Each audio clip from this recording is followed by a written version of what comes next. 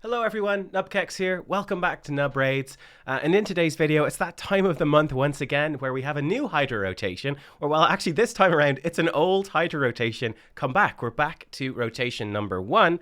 I'm going to be giving you several epic only teams that can easily take down normal difficulty and really get you started in a good way moving into hard difficulty. The Hydra has been nerfed. This is the first time Hydra has been nerfed. So for example, the Head of Decay above me is now vulnerable to Provoke. So this opens up a whole bunch of different team building options for us, which is really exciting.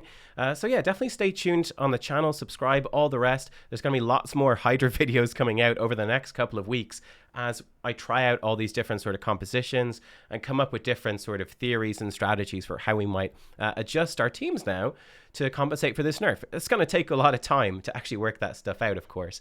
But yeah, it's an exciting time for Hydra for sure. I will say very quickly, I think that this is now much easier, but it's still hard. That was sort of the comments that you guys have left initially.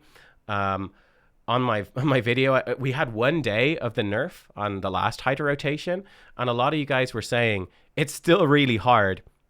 At the same time, it's still a good bit easier. So for example, I'm going to show you one of the team comps. My girlfriend actually just texted me. Previously, she'd been not managing to beat normal even with 3 keys, and just this morning she 1-keyed normal difficulty for the first time. So that's really, really exciting. So yeah, I'll show you her team as well, which obviously isn't epics only, but the teams I'm going to show you here today are. So let us dive in.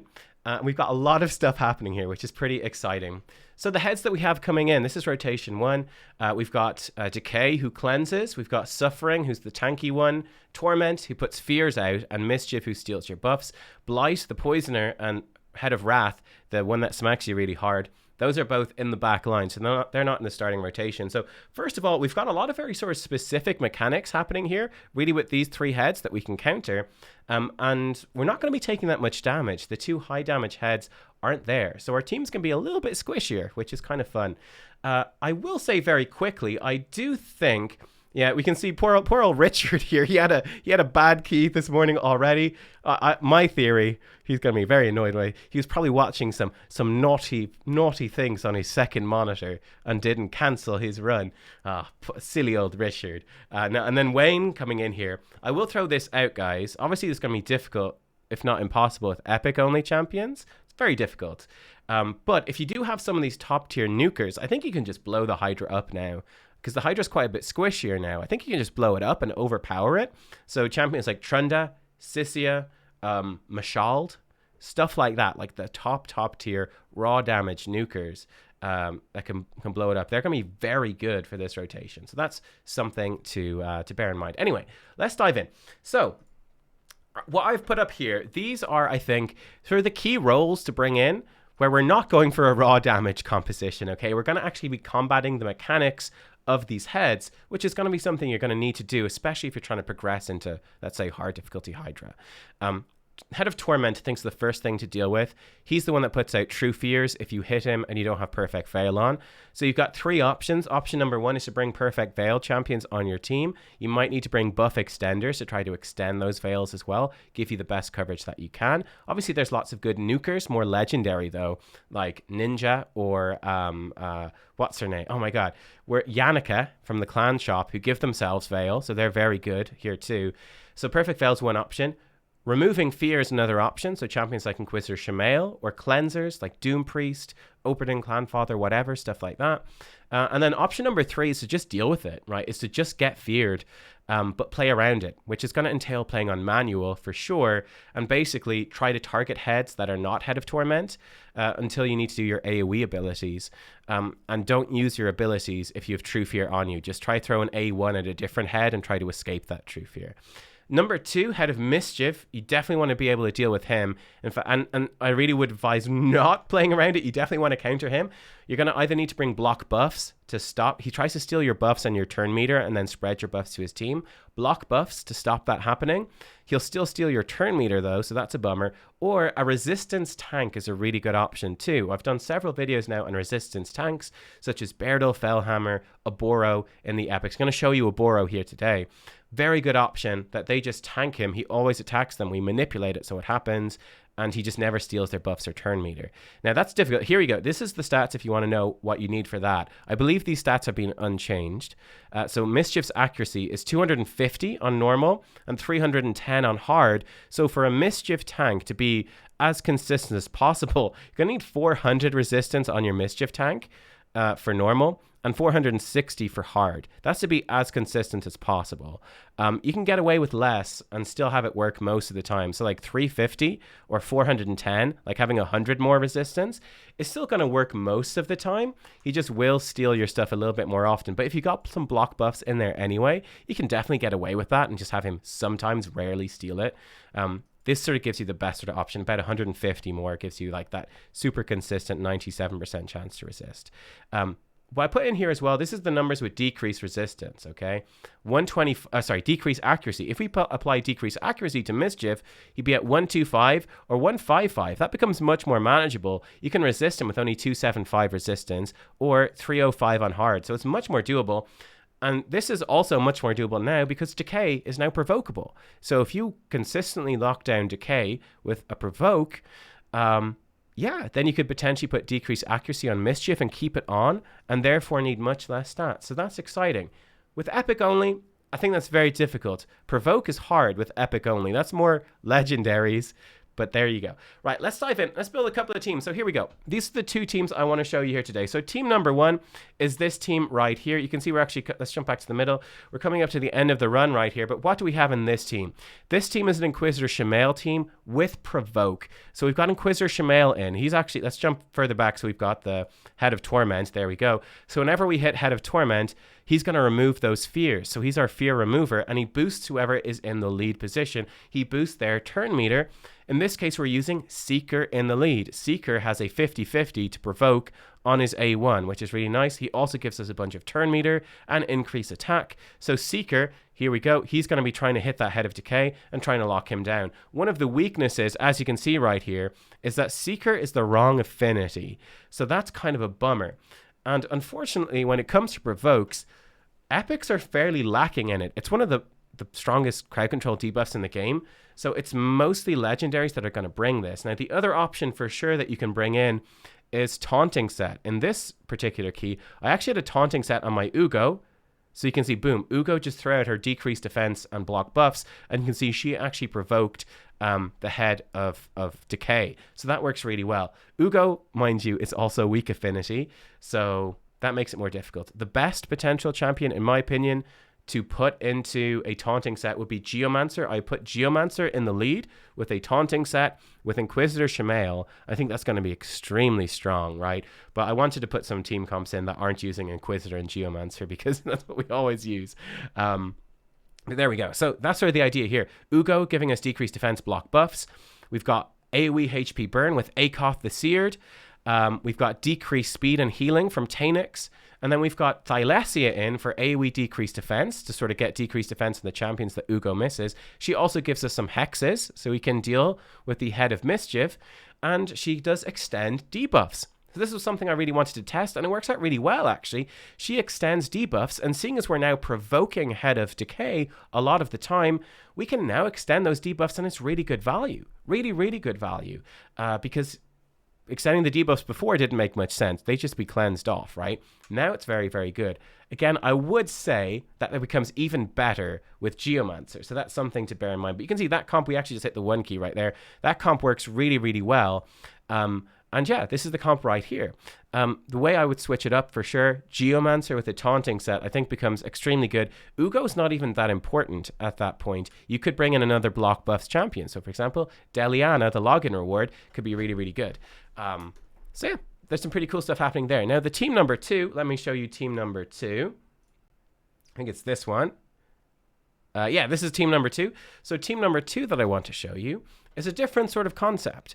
What are we doing with this team? Well, this team, we've got very little provoking, and instead we're going to be relying on a Mischief resistance tank. So we didn't have a resistance tank in the other team comp. We were relying on block buffs, keeping that on the Hydra heads, and because we provoke Decay, we can always have block buffs out. This time, as you can see, we don't really have a consistent provoke, so we will be getting those cleanses from Head of Decay, but we've got an Oboro in here who is going to be giving us, he's going to be basically tanking Head of Mischief. So you're going to see Head of Mischief is going to target a Boro because she has so many buffs. There we go. And she's able to just resist it.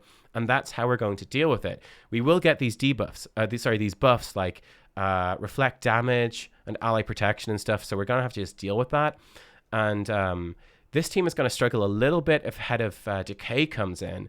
But luckily we've got Mordecai in who can place HP burn through the poison cloud. So that gives us a way around that because we can't stop the poison cloud from going on because we don't have block buffs. So what do we have with this team? Again, we actually have we've Haikatoon in the lead. She's giving us a speed aura, increased speed. She can also place decreased speed with her A1. So we're going to be trying to keep that on Head of Decay just to limit those cleanses. We have Rector Drath. We've no Inquisitor Shamael, so we're going to bring Rector Drath in to give us those perfect fails to help us just try to survive those true fears. We're going to bring in a Sandlash Survivor as well, who can extend our buffs. So that's going to be very helpful, extending the buffs, giving us better uptime on that perfect fail. One issue I ran into with this team, if I hop back to my stats really quickly here, my Sandlash is built for Arena, so she's really slow. So this didn't quite work, and she's got no accuracy. So she's built for Arena, which isn't good. Your Sandlash, if she was much faster and actually had accuracy, would be way better for this. So mine is super wonky, kind of fun Arena Sandlash that I use in a particular team.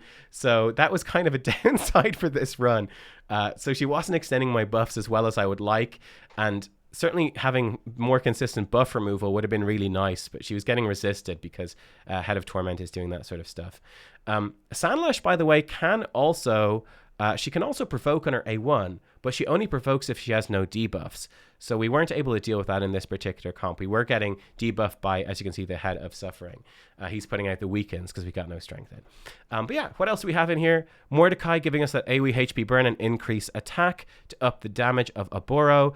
We've got Duck the Pierced. He's coming out giving us decreased defense and decreased attack AoE. And he also does a provoke on his A3. Sorry, yeah, his A3. It's a 4-turn cooldown, but we can use it every now and then to just delay that AoE cleanse to buy us some time, which is kind of a nifty little thing to bring.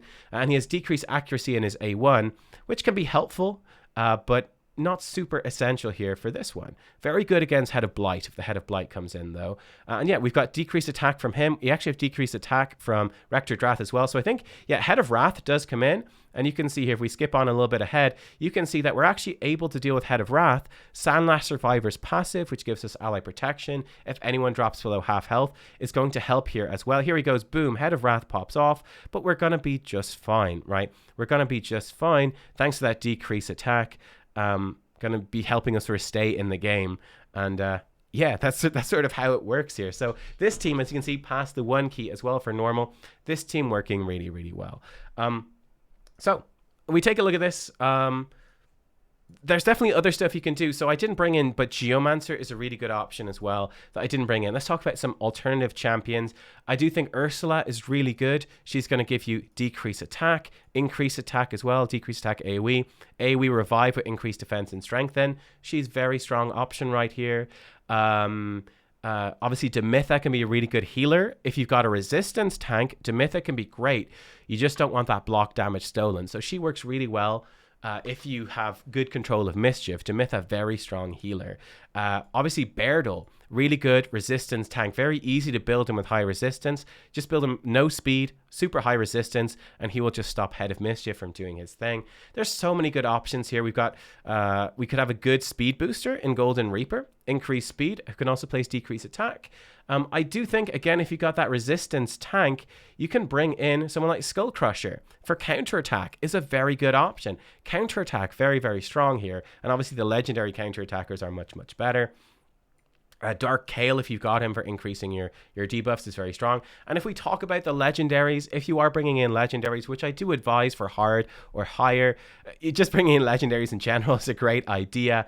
Obviously, you know, champions like Shamrock, who can do... Shamrock can give you increased defense and speed, and he can do decreased speed. Really strong option.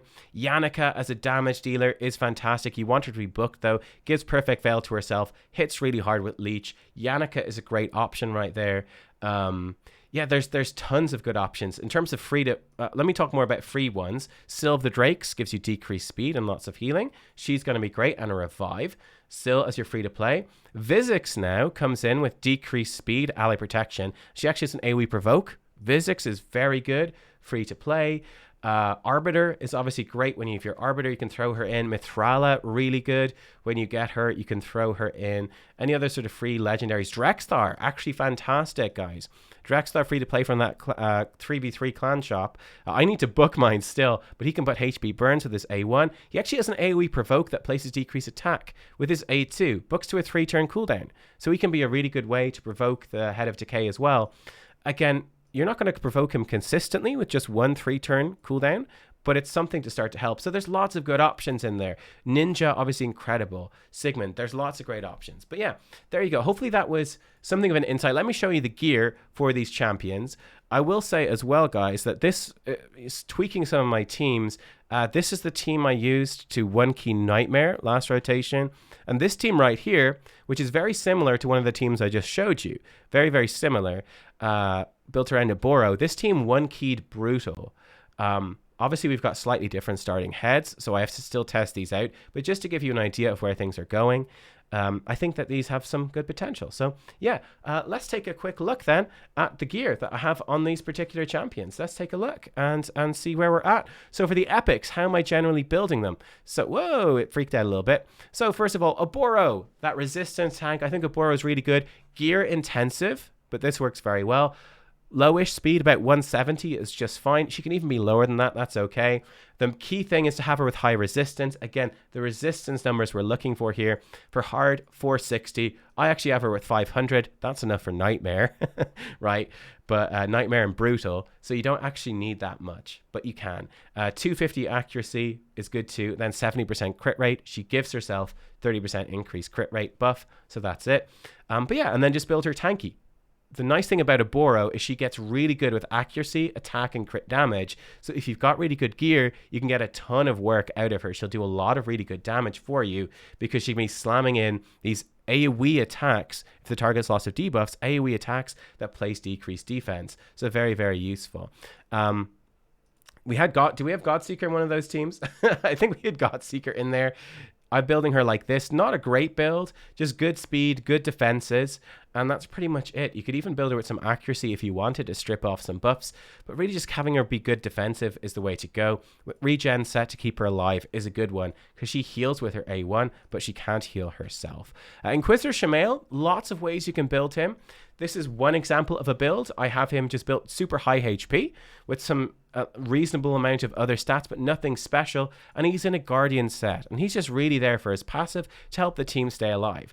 Build number 2 is as a resistance tank. So this time he has a blood shield ring. So he's giving himself a shield when he counterattacks, and he has really high resistance and lowish speed. So the idea with this is that he will be targeted by Head of Mischief quite often, and he's going to be able to resistance tank it. And yeah, his HP is a bit low, would like it to be higher, but that's sort of the idea right here. Oh, I should show you their masteries as well. These are the masteries for Oboro. These are the masteries for Shamail. Berdal Fellhammer, I haven't finished his masteries, but it'd be something similar. And he isn't fully geared up, but again, just really high resistance and super low speed. Who else did we have in there? Who else did we... Oh, I didn't mention Sylar. I think Sylar's a really good option too. Gives you AoE decrease accuracy and AoE decrease speed. So if you've got good provokes to lock down that head, you could put her in a taunting set. That could be really strong. So taunting set I'd highly recommend on Sylar. All our attacks are AoE, and she could be provoking the Head of Decay while also putting out those really good debuffs that are going to make your life much easier. We had Taenix Hateflower in here. I have her in a Guardian set. She'd be a good option for a taunting set as well. Good speed, good HP, and enough accuracy. She also needs crit rate to put the AoE decrease speed. So she's a little bit suffering for gear here. I don't have any accuracy banners left for Demon Spawn, believe it or not. I'm low on accuracy banners, so she's a little bit weak here, but it worked just fine for normal hard. We have Mordecai. He's just in accuracy gear, so good accuracy, good speed, and then you can just build him to be tanky, and that's all that he needs. And his masteries are like so. Taenix masteries like so. Geomancer, if you're using him, these are the masteries. And again, I'm actually going to be re-gearing mine in taunting sets. I think are the best way to do it now. Reflex set, also a good option. And again, you want him just to be good speed and good accuracy, and then build him tanky. My second Geomancer is tankier, for example. He's tankier, better speed, a little low on the accuracy for the higher difficulties. Rector Drath, she can be in pretty much anything. It doesn't really matter. And it's good to build her with high resistance and good speed and good health. That's the main thing that you're looking for there. Enough accuracy to land her decreased attack is helpful. And she's built like this. So she's got resistance from masteries. Who else do we have in there? Who else do we have? We had Duck the Pierced. Fairly standard stuff with his masteries. And he is built just simply to be accurate and decent speed. He needs 100% crit rate and then just good defense. So Duck the Pierced, relatively straightforward. Acot the Seared is my HP burner, another one. He's coming in. Good speed, tanky. His accuracy and his resistance is a bit high. He doesn't need that much. And his accuracy could be higher. But something like this works just fine. Actually works pretty well for normal and for hard. And for his masteries, War Master and those extended debuffs. We have Seeker. He's built for Bat Eater comp. So he's just built like this. This is purely for Bat Eater. I haven't re-geared him, but he works great. And for Bat Eater, he needs his specific speeds for your Clan Boss Demon Lord team. Throw him in and he's going to be fine. So this Seeker, he's built with trying to get him high crit rate and stuff. His accuracy is low because, you know, for Bat Eater, you don't need any accuracy for Clan Boss Demon Lord. Just watch out for his accuracy. You might even want to build two Seekers. Build one specifically for Hydra. Downside is, like I said, he's the wrong affinity for this particular this particular Hydra rotation. So that makes it a little bit worse. And sets, kind of whatever sets, are going to be just fine. Who else do we have in? Sandlash Survivor. I have her really slow, so this is not a build I would use for Hydra. For Hydra, I'd have her good speed, probably build her with some damage with crit rate, and try to get her with decent accuracy so that she can reduce their debuffs, and she's going to work just fine. Guardian set's pretty good for her. Taunting set could also work. Anything like that is going to be good. Resistance is nice because it means that she's got a good chance to provoke 50-50 to provoke if she has no debuffs. So she's going to work well if you got blocked debuffs or cleansers on your team. Haikatsun is in just random speed gear, right? So random speed gear, and that's pretty much it. Just have her be quick and with these masteries. And then Thylesio is her final one. I've just been working on her today. When I did the run earlier, she actually didn't have any masteries. I've gotten her a good chunk of masteries now. And I've been trying her like this. She's super squishy. So Thylesia is tricky. She's got awful base HP. So I'd probably be trying to get her into HP ring, HP necklace, and then an accuracy banner. I didn't have any HP necklaces rolled up, so I have her in crit damage. I built her sort of for damage. Not really needed to build her for damage. This is probably a bad build. Just good speed, good accuracy, and try to build her tanky. She's very hard to keep alive. Stalwart set, lifesteal sets, those sort of things could help her stay alive. It's sort of up to you. She's tricky to build though for this. I think she's going to struggle on the higher difficulties to keep her alive because her defenses are so bad, but she's a really nice toolkit for this. AoE decreased defense on a 3-turn cooldown, increased debuffs on a 3-turn cooldown, both AoE attacks. So when she gets War Master, going to be very good. And then she can do debuff spread in her A1, which is great. And then she also does a 50-50 to place Hex on them, which is also very, very strong. And yeah, basically I'd be bringing her down, get her Sniper and Master Hexer and get her War Master. And I'm gonna do more on Thylesio when I've got her fully built out. But that's how I have her built out. So there you go, guys. Let me know what you think. Sorry, it's a bit of a long video.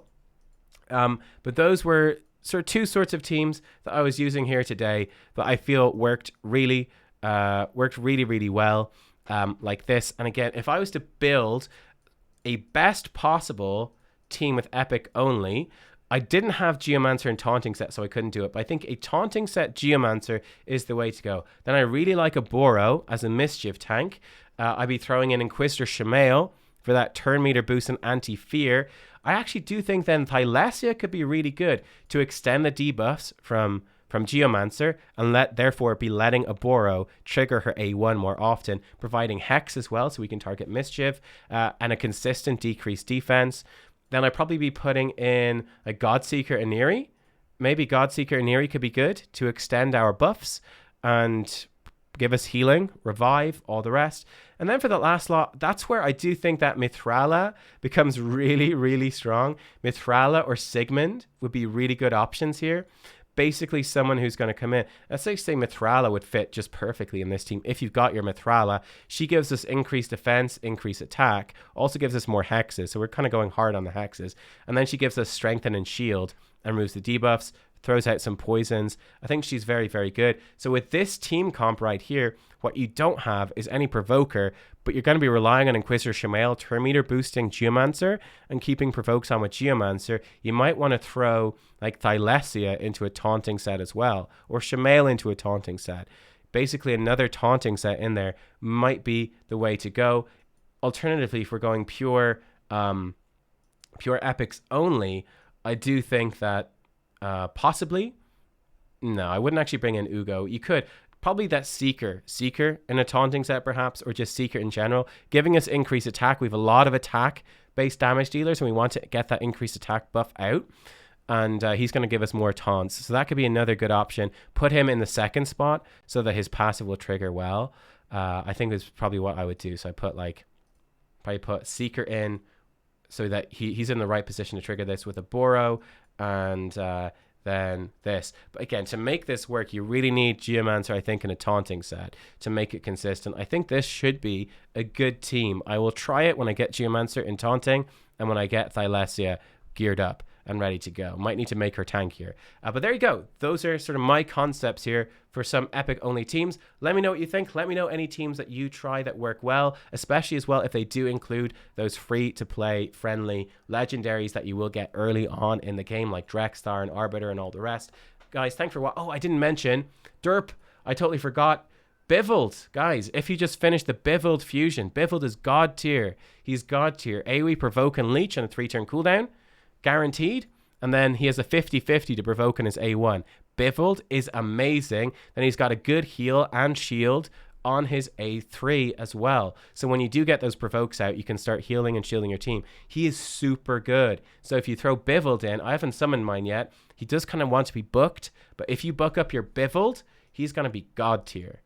There you go. Okay, I'll see you next time. Thanks for watching. Bye-bye.